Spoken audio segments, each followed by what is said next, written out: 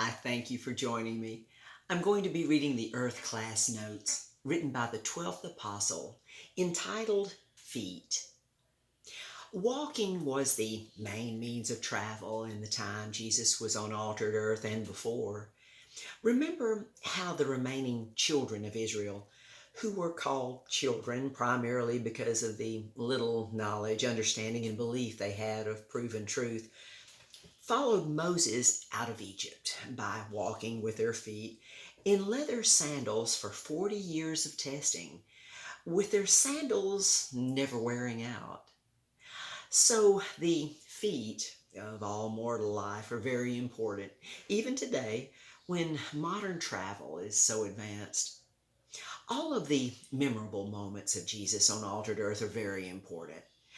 But one such moment occurred when Jesus understood that the mortal time of him becoming the ultimate last sacrifice once for all forever was very close, whereupon he chose to have one last supper with his disciples at the final feast of Passover when Judas left.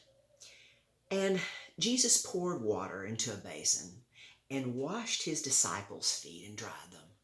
John 13:5. Though this is well known to us, we will now analyze that special time to find the treasures within the numerous implied comparative analogies at that time that this beloved event occurred in an area that is most loved by God and is our true homeland, as we were begotten here through the travels of our ancestors, the pilgrims. Number one, Jesus washing his disciples' feet implies so much. Primarily that they should physically travel to other nations and peoples of the world, as Jesus did, to share the good news that their pardon had just been paid by this man Jesus, who many had recently met in his journeys there, in his sacrificial deaths for all, proven by his burial and resurrection. Two, their feet being washed also implies that they should put all things under their feet as they hold their shield of faith in front of them as they walk on to greater levels of truth, not allowing this evil world age to contaminate their soul in any way, but revealing their understanding, knowledge, and belief of holy truth through their attitude and actions. 3. Jesus washed and dried their feet, and very soon his hands and feet would be pierced and nailed to a cross. Great symbolism abounds with the chosen ones of Jesus being blessed and anointed to take the truth out into the evil world age that lay before them. Jesus was using water, which is a sign of his Father's righteous judgment, to bless his disciples and set them free.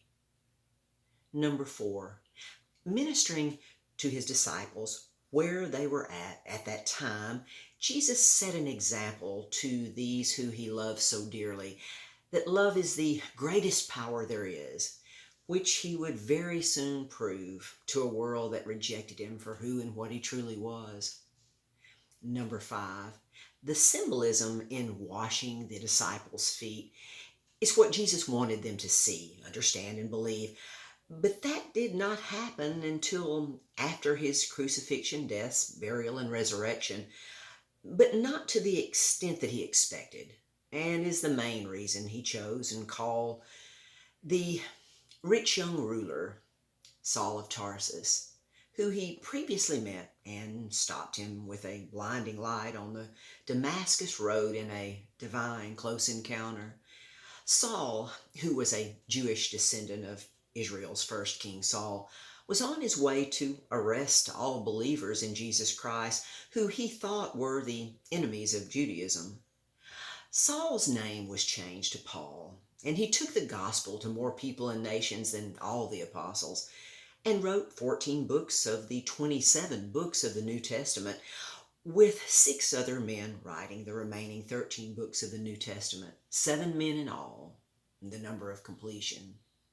Consider that Only on the temporary surface of altered earth is there continual confusion, conflict, hatred, and warfare in the light of this being God's first and favorite place in the continually expanding universe.